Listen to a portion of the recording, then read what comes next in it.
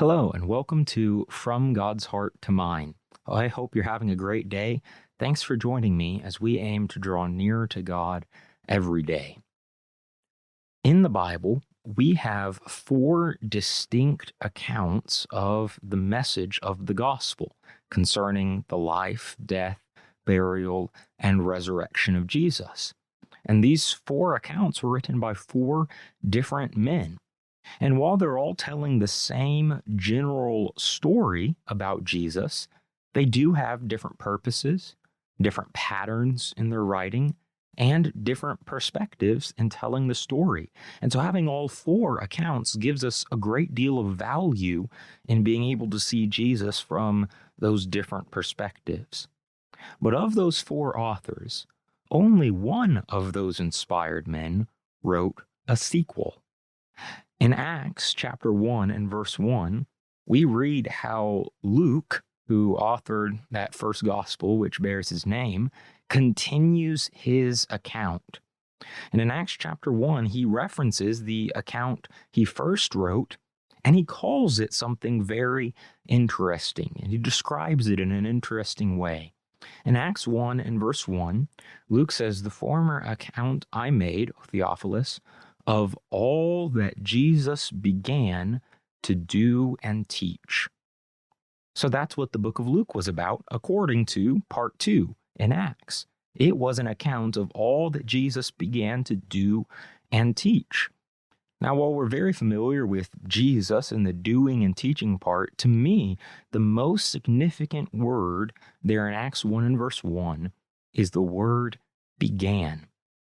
See, we look at those four gospel accounts and we treat each of them as telling the full story in different ways of the life and work of Jesus, from his birth or the beginning of his ministry to his death, burial, and resurrection, and in some, his ascension into heaven. But Luke says that account of what Jesus did on earth is not all that Jesus ever did and taught. Luke says that was what he began to do and teach. And so what Luke is getting at in Acts 1 and verse 1 is that the sequel, the book of Acts that he's writing, is a continuation of what Jesus was doing and teaching, even though at that point he was no longer on earth. And what I want you to realize today is that Jesus is still working and teaching in his church and through his church. That's really the point of the book of Acts. After Jesus' death, burial, and resurrection, his encounters with his disciples in his resurrected body, and then his ascension into heaven, that wasn't the end of the story. Jesus was still working through those men and what they did.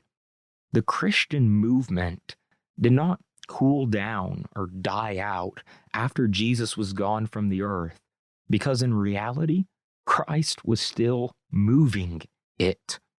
We learn so much from what Jesus did and what he taught while he was on earth.